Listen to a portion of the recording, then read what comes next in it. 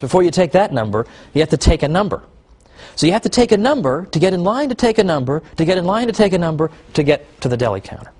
Well, suppose you turn your head and you see that going on infinitely down this supermarket is an infinite series of numbers you have to take.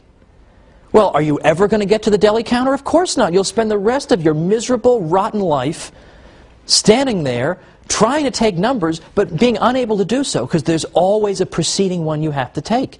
You can never even take a number because there's always one before it that you are supposed to take first. You'll never get to the deli counter, that's for sure. But suppose you're wandering around all frustrated in the supermarket, you're wandering around, and you see somebody with turkey in the shopping cart. Then you know the numbers must not go on forever, because then how did this person get the turkey? There must have been a stopping point somewhere. Or consider this. You want to sign up for a course at a college, a special course, and you're told, well, if you want to sign up for that course, you have to go see Mr. Jones. You go see Mr. Jones and he says, oh, sorry, before you can see me, you've got to see Mr. Brown.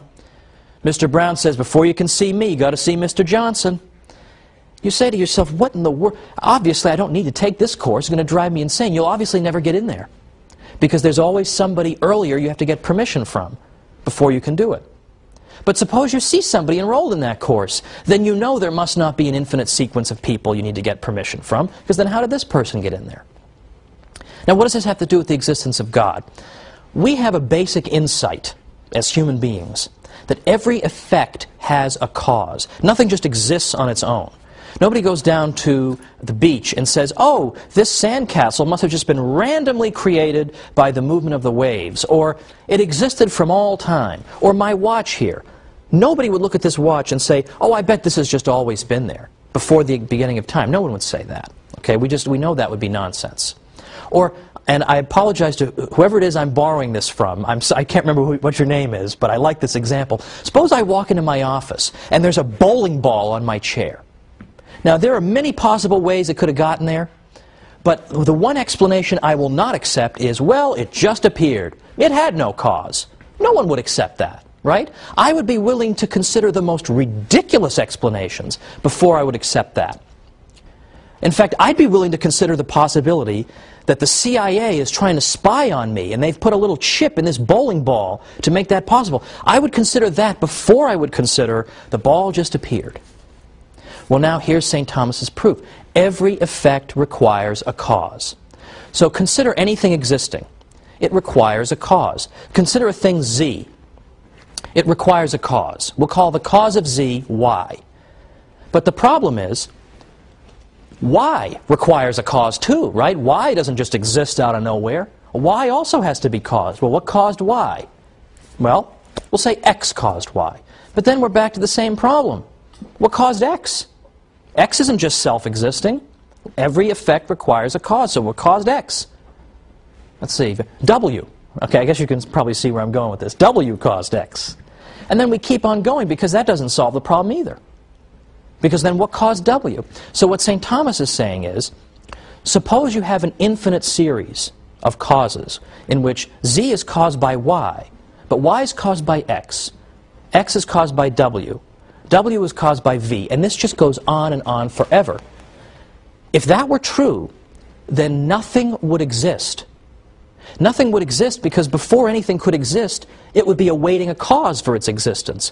But that cause doesn't yet exist because it requires a cause. And that cause doesn't yet exist because it's awaiting a cause. If everything is always awaiting a previously existing cause, the sequence of causes could never get started. It would be like waiting to try to get turkey at that hideous deli. It just goes on forever. You can never get it started. You can never get that number to get started. It just goes on forever. You'd never get any turkey. And in this case, nothing would exist in the world. But look around you. Things do exist. Okay? Things do exist. The TV you're watching this on exists. All these things do exist.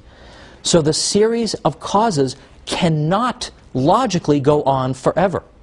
There must be a stopping point. There must be something that exists entirely outside the causal sequence that gets this relationship going, that begins to cause the next thing, which causes the next thing, which brings all the things we see into existence. And St. Thomas says this cause must be God. Now some people will say, well, then what caused God? Well, that actually shows a complete misunderstanding of the argument. The point is simply that it is logically necessary, it's unavoidably necessary, that something must exist outside this causal sequence in order to get it going. Now, I don't think that's a dumb guy argument, right? I find that an overwhelmingly persuasive argument. And I used to explain it to my students when I taught history in New York and I taught Western Civ. I used to do this. It's a legitimate historical point. And it makes you think. Now, you don't reason yourself, typically, into believing in God. But there are a lot of people today, I think, who think that believing in God is just stupid and irrational.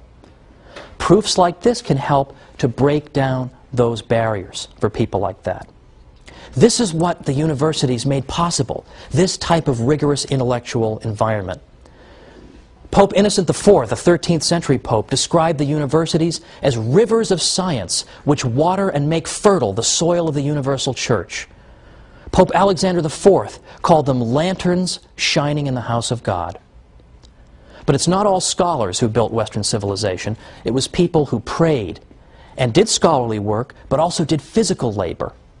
And I'm talking now about the monks, who will be the subject of our next program. The monks are probably the most versatile people who ever lived.